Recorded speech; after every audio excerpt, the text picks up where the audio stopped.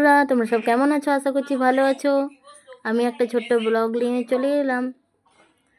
তো আজকে এখন বাজে ঘড়িতে সকাল 10টা। তো আমি সকালবেলা রেডি হয়ে বেরিয়ে পড়েছি। এখন আমার দাদাকে নিয়ে হসপিটালে যাব। তো চলো, হসপিটালের সামনে আমরা এবার বলতে বলতে পৌঁছেও গেলাম। কারণ আমি বাড়ি থেকে যখন বেরিয়ে এলাম, টোটোটা ধরার ভিডিও আমি তোমাদের দেখাতে পারিনি। তো এখন চলে এসেছি, দেখো, চুনাভাটি নারায়ণী হসপিটাল। এখানে আমার দাদার একটা পা নেই।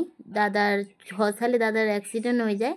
তো 19 বছর বাদে আবার ওই জায়গায় ইনফেকশন হয়ে যাওয়ার ফলে এই হসপিটালে দাদার ট্রিটমেন্ট চলছে।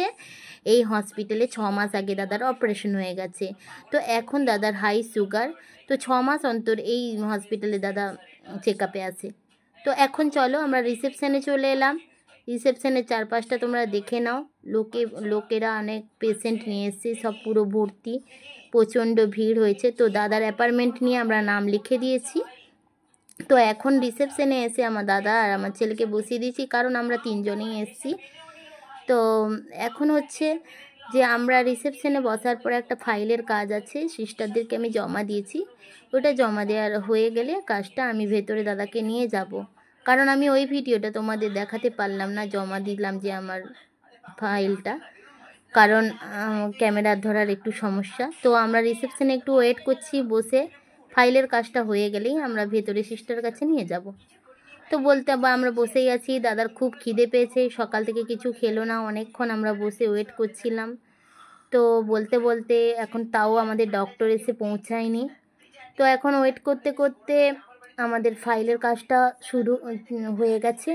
এরপর আমরা সিস্টারের কাছে জমা দিয়ে দাদার চেক আপটা করে নেবে। তারপর ডক্টরবাবু এলে ডাক্তার দেখে আমরা বাড়ি যাব। তো এখন ডাক্তারবাবু এসে পৌঁছায়নি, আমরা বসে আছি। তো পরপর করে একজন পেশেন্টের চেক আপ চলছে। এই একজন পেশেন্টের চেক আপ এখন চলছে, আর একজনের পরেই আমার দাদার সমস্যার চেক আপ হবে। তো দেখো, সিস্টার দিদিরা সব এক এক করে চেক আপ করছে। তো তার মধ্যে আমি দাদাকে নিয়ে দাঁড়িয়ে আছি, বাবু দাদা। তো ডক্টরবাবু চলে এসছে, দাদার চেক আপ করে ভেতরে চলে এলাম। ডাক্তারবাবু অলরেডি দেখেও নিয়েছে দাদাকে। এই ডক্টরবাবু আদিত্য কণিক দেখেও নিয়েছে।